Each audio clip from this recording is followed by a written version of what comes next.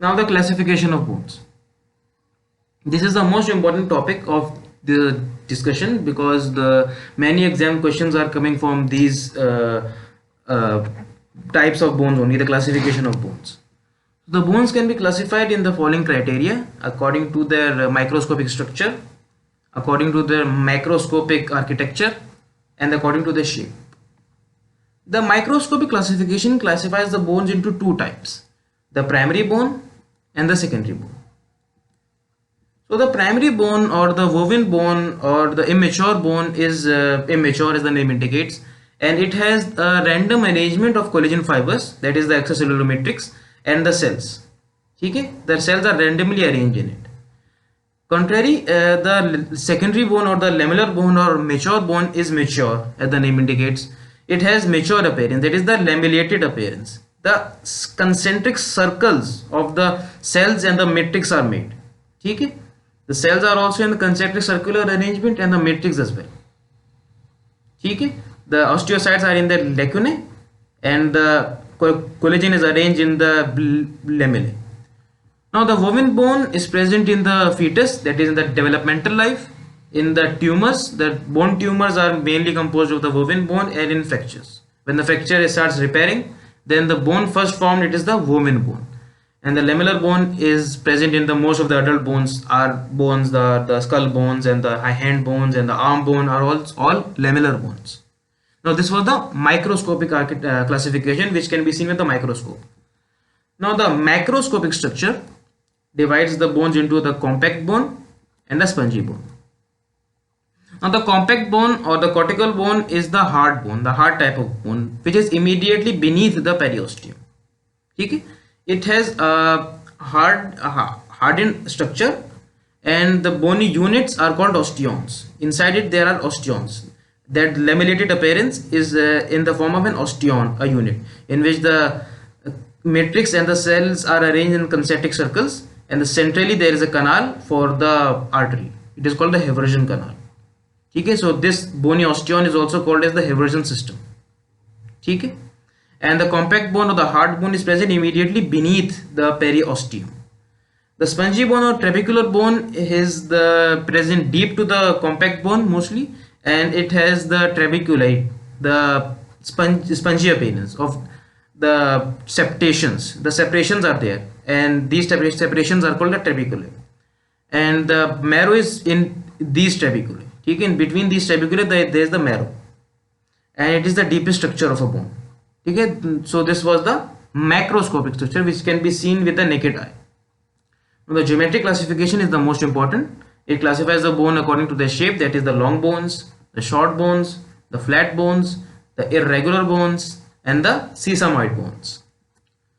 So the geometric classification is asked mainly by by many examiners, and mostly they ask the definition and the example.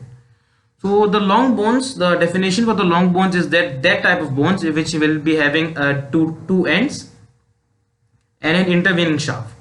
Okay, they will be having two ends and an intervening shaft. The long bones are serving as the levers for locomotion, that is when they are ascending or descending or carrying some other work, our body is moving as a result of it. They are mostly made up of compact bone. Okay, they have mostly the hard bone in their structure, and they are made from cartilage models via the endochondral ossification, which we will discuss in a few minutes. So the long bones are of further three types: the typical long bones, the short long bones, and the modified long bone. So the typical long bones are the humerus, the radius and ulna, the femur, the tibia and fibula. The short long bones are the bones of the hand and foot, the metacarpals and phalanges, the metatarsals and phalanges. And the modified long bone is the clavicle. We can all see the basic characteristic of the long bone, that is the two ends and an intervening shaft. So the clavicle is a modified long bone. Most of you would be wondering why it is called so I will explain it. We can observe that the clavicle is horizontally oriented in the skeleton, in the anatomical position, But other long bones, the upper limb bones as well as the lower limb bones, are vertically oriented. See, that is why clavicle is a modified long bone. Moreover, clavicle shaft, the clavicle shaft does not have a marrow cavity.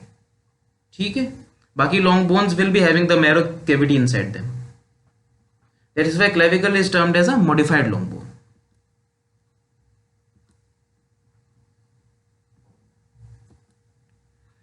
The short bones, as the name indicates, they do not have, they will not be having a shaft in between. There will be two ends and no shaft.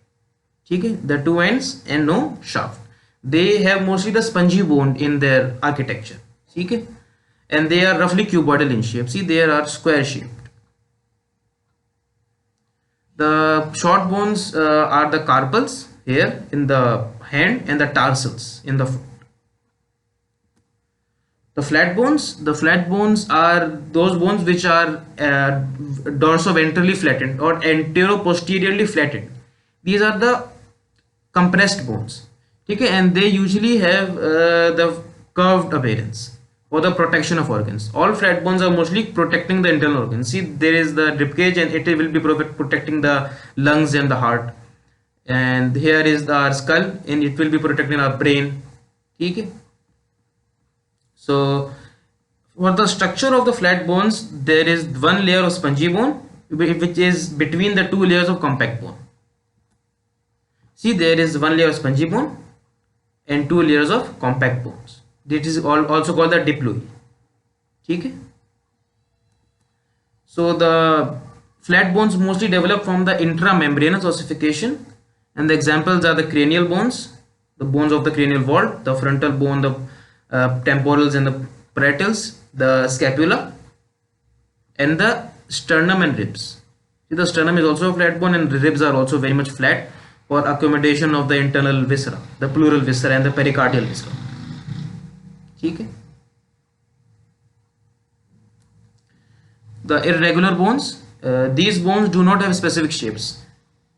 ये वाली हड्डियों को, ये वाली bones को हम किसी भी शेप में क्लासिफाई नहीं कर सकते, इसीलिए इनको हम इन्हें इरेगुलर बोल दिया. ये कॉम्प्लिकेटेड स्ट्रक्चर्स होते हैं इनके. They have complicated structures and they are neither long, neither short, neither flat. ठीक है. The examples are the vertebrae. There is the structure of one vertebrae, the sacrum, the coccyx and the mandible, the lower jaw bone. We cannot classify them as long or short or the flat. ठीक है. The sesamoid bones are some specialized bones. These are actually the bony nodules which are ossified in the tendons of muscles. ठीक है. They are mainly present when the tendons of muscles are crossing the long bones. ठीक है. They protect the tendons from the friction and injury. ठीक है. They will resist from the injury and they will also help in the locomotions. So and the movements as well. So the examples of the sesamoid bones which are ossified in the tendons are the patella, the knee bone. We can also palpate it on our knees, and the pisiform. It is associated with carpal bones. ठीक है. The pisiform bone. It is also a sesamoid bone. Now there are some other bones. The rider bones are the abnormal bones. They develop abnormally in the thigh muscles of horse riders.